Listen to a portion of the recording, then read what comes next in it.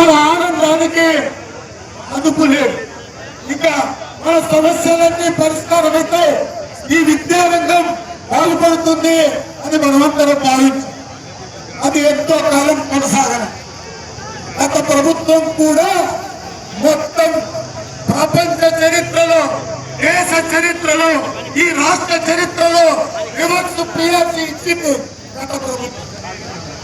అందుకోసం ఈ ప్రభుత్వం మారితే మళ్ళీ కొత్తనుకున్న చంద్రబాబునే తెచ్చుకున్నాం. ఈరోజు చంద్రబాబు తెచ్చుకున్న తర్వాత వాళ్ళు ఎన్నికల్లో మీ అందరికి గుర్తున్నది.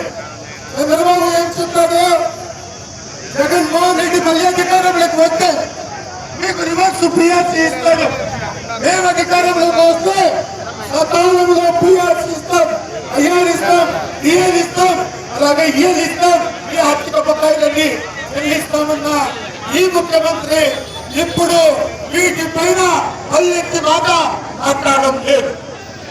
అలాగే మరో ఆయన పవన్ కళ్యాణ్ ఉన్నాడు.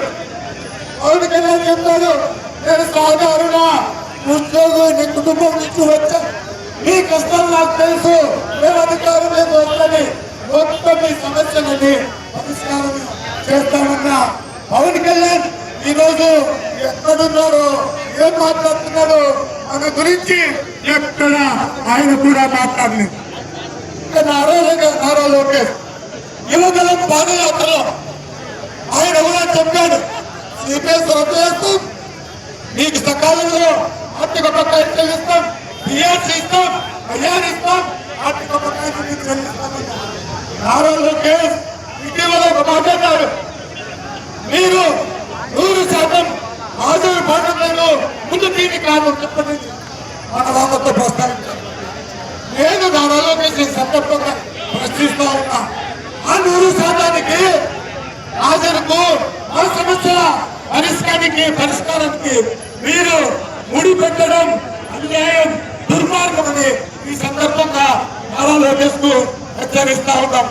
మరో మాట మాట్లాడుతూ ఉన్నాడు, ఈ విద్యారంగాన్ని ఈ 5 సంవత్సరాలు మాకు వదిలిపెట్టండి, నేను దీన్ని చక్కదిద్దుతాను మాట్లాడుతూ ఉన్నాను.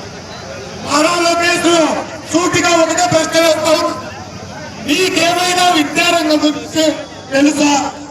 మీరు ఎప్పుడైనా ఈ రంగంలో పనిచేశారా? మన సమస్యల గురించి చర్చించారా? విద్యారంగ సమస్యల గురించి చర్చించారా? మేధావులతో మాట్లాడారా?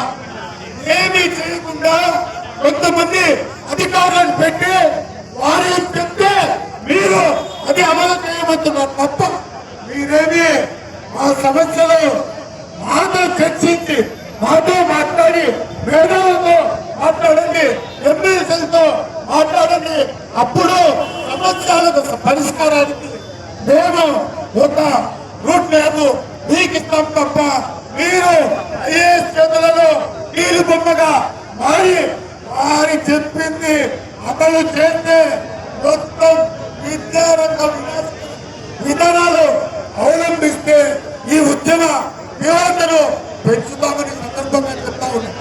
మరి కొందరు మాట్లాడుతూ ఉన్నారు, కొంతమంది తెలుగుదేశం పార్టీకి వ్యతిరేకంగా ఉన్నారు, కొంతమంది వైఎస్ఆర్ కనుకయ్య అనుకూలంగా ఉన్నారని.